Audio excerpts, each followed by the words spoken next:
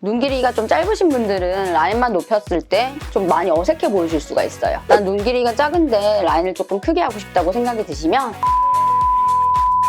고려해보시고요. 아니면은 괜찮을 것 같아요. 안녕하세요. 나나TV 김성애 원장입니다. 오늘은 눈 성형 전에 좀 전반적으로 알고 계시면 도움이 될 내용들에 대해서 말씀드리려고 합니다. 눈 성형은 나나. 눈 수술 전 또는 모든 전반적인 수술 전에 본인이 혹시 비후성 반응 또는 켈로이드 체질은 아닌지 조금 알고 계시면은 수술하시는 분도 또 회복하실 때 환자분도 좀 도움이 될 것 같아요. 본인이 흉이 좀 잘 지는 체질인지 그런 것들을 미리 좀 알고 계시고 수술 전에 원장님들께 미리 말씀을 드리면은 흉이 좀 덜 지도록 조금 더 신경을 써주실 것 같아요. 또 요즘에 노아큐탄으로 대표되는 여드름 치료제, 비타민 A 유도제들을 많이 복용하고 계시는데요. 사실 그 약이 좀 상처 치유를 지연시키고 흉터를 조금 더 많이 발생하는 작용이 있기 때문에 만약에 이 약을 드시고 계신다면 미리 조금 사전에 중단을 해주시는 게 좋을 것 같아요. 그리고 또 출혈을 유발하는 아스피린은 대표적으로 다들 알고 계시는데요. 비스테로이드성 소염제는 잘 모르고 계시는 분들이 많아요. 예를 들면 이부프로펜 같은 것들이거든요. 그래서 이 약도 수술 전에 혹시 복용 중이면 조금 중단하시는 게 좋을 것 같고요. 수술 전에 내가 정확하게 성분을 모르더라도 중요하지 않은 영양제는 2주 정도 중단하시고 수술 후에도 일주일 정도는 중단하시는 게 좋을 것 같아요. 눈꺼풀 모양에 사실 이 눈과 눈썹 사이 거리가 상당히 많은 영향을 주는데요. 눈과 눈썹 사이 거리가 좁은 경우에는 라인을 크게 했을 경우에는 답답한 느낌을 줄 수가 있거든요. 만약에 나는 이 거리가 좀 좁은데 라인을 크게 해서 조금 라인을 잘 보이고 싶다. 그러시면은 이마 거상을 해서 눈썹을 이렇게 조금 올려주게 되면 라인도 더 시원하게 보일 수 있습니다. 또 이제 눈꺼풀 두께가 영향을 줄 수가 있는데요.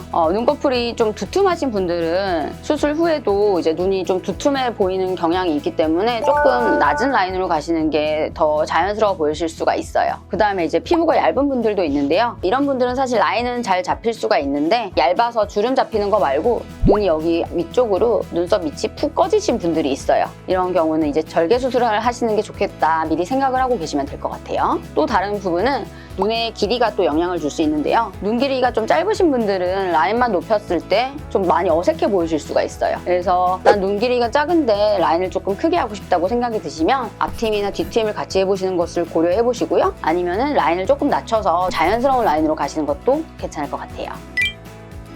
수술 후에는 사실 수술 당일보다 2, 3일 차에 더 많이 붓거든요. 이 부분에 대해서 왜 나 더 부었지? 라고 걱정을 하실 건 없고요. 자연스러운 현상이라고 생각을 하시면 되세요. 큰 붓기 포함해서 자잘한 붓기들은 2, 3개월에 걸쳐서 이제 서서히 빠지게 되고요. 초반 일주일이 가장 붓기가 심하기 때문에 이때만 붓기 관리를 조금 더 신경 써주시는 게 좋은데요. 이틀 정도는 냉찜질을 해주시고요. 그 다음부터는 온찜질을 하시면 멍 같은 것들이 흡수되는데 더 도움이 됩니다. 보통 거울 볼 때는 이렇게 힘을 주기 때문에 내 눈 크기 괜찮은데 눈 뜨는 힘 괜찮은데 라고 생각하실 수가 있는데요. 일시적으로 힘 주는 거 말고 계속해서 눈을 뜰 수 있는 힘이 충분한지, 만약에 그런 힘이 부족하시면 조금 답답해 보이고 졸려 보이는 눈이 되기 때문에 그런 눈들에서 쌍꺼풀을 좀 추천해 드리고요. 또 다른 경우는 이제 피부가 처지면서 덮여가지고 눈이 답답해 보이는 눈, 또는 이제 끄트머리만 이렇게 덮이면서 조금 인상이 날카로워 보이는 그런 눈들에서는 쌍꺼풀 수술을 추천드립니다. 크게 매몰과 절개 두 가지로 나눌 수가 있는데요. 매몰법은 자연유착이라고 하는 또는 비절개라고 하는 그런 말들과 다 일맥상통하는 말이거든요. 매몰 수술은 잔주름이 보일 정도로 피부가 좀 얇은 경우, 늘어진 피부가 거의 없는 경우, 쌍꺼풀이 저절로 생겼다 없어졌다 하는 그런 눈일 경우에 추천을 드리고요. 매몰법의 장점은 회복이 비교적 빠르고 흉터가 적습니다. 또 라인이 이제 비교적 자연스럽다는 장점이 있겠습니다.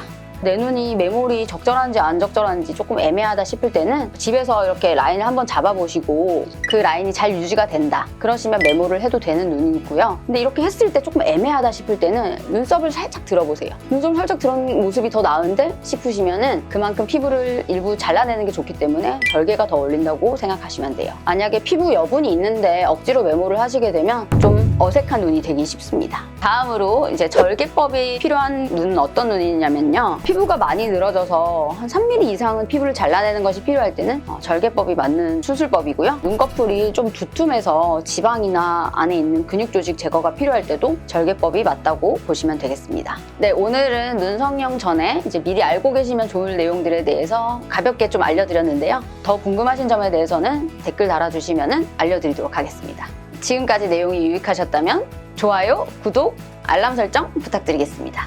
감사합니다.